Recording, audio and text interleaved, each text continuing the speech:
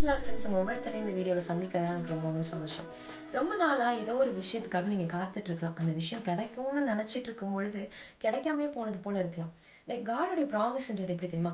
So அதுக்கு முன்னாடி நான் ஃபஸ்ட்டு காடோடைய ப்ராமிஸ் இதுதான் அப்படின்றத நான் எப்படி கற்றுக்கிறது, எப்படி தெரிஞ்சுக்கிறதுனா, நீங்கள் பைபிள் ரீட் பண்ணிட்டு இருக்கும் பொழுது அந்த வேர்ட்ஸ் மட்டும் எப்படி தெரியும்னா நம்மளுக்கு ஹைலைட் பண்ண மாதிரி, எந்த ஒரு ஹைலைட்டரும் யூஸ் பண்ணாமல் அது ஹைலைட் பண்ண மாதிரி தெரியும். மற்றது எல்லா வேர்ட்ஸும் பிளராக இருக்கும். அப்போ காட் இதை எனக்கு சொல்லிட்டு இருக்காங்க. அந்த வேர்டு மட்டும் நம்மளுக்கு ஹார்ட்ல ஓடிட்டே இருக்கும். அப்போ இதுதான் காட் எனக்கு கொடுத்திருக்கிற ப்ராமிஸ். ஒருவேளை அது நடக்காது, இது போல சூழ்நிலைகள்லாம் உங்களுக்கு அப்படிதான் தெரியலாம். சுத்தி இருக்கிறவங்க எல்லாரும் டிமோட்டிவேட் பண்ணலாம். இது கண்டிப்பா நடக்காது, உனக்கு கிடைக்காது, நீ ட்ரை பண்ணாத வேஸ்ட்டுன்ட்டு. ஆனா இப்போ காட் ஒரு வார்த்தை கொடுத்துட்டாங்கன்னு வைங்களேன். அந்த காட் சும்மா ஏதோ செய்யவே முடியாது அப்படின்ற ஒரு விஷயத்துக்காக உங்களுக்கு ப்ராமிஸ் கொடுக்கல.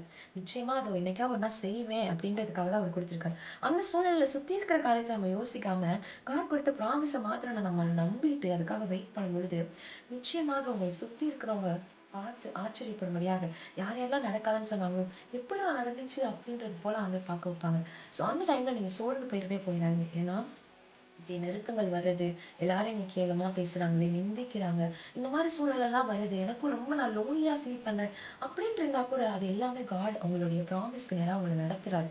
அது மாத்திரம் இல்லாம முடிவுல ஒரு பெரிய குளோரி உங்களுக்காக வெயிட் பண்ணிட்டு இருக்கு. ஸோ அதனால எந்த சூழ்நிலையிலும் சோர்ந்து போயிறாதீங்க. காடுடைய ப்ராமிஸ் நிச்சயமா நிறைவேறும். God bless you all. அவர் மேல் நம்பிக்கையாயிரு காரியம் வாய்க்கும்.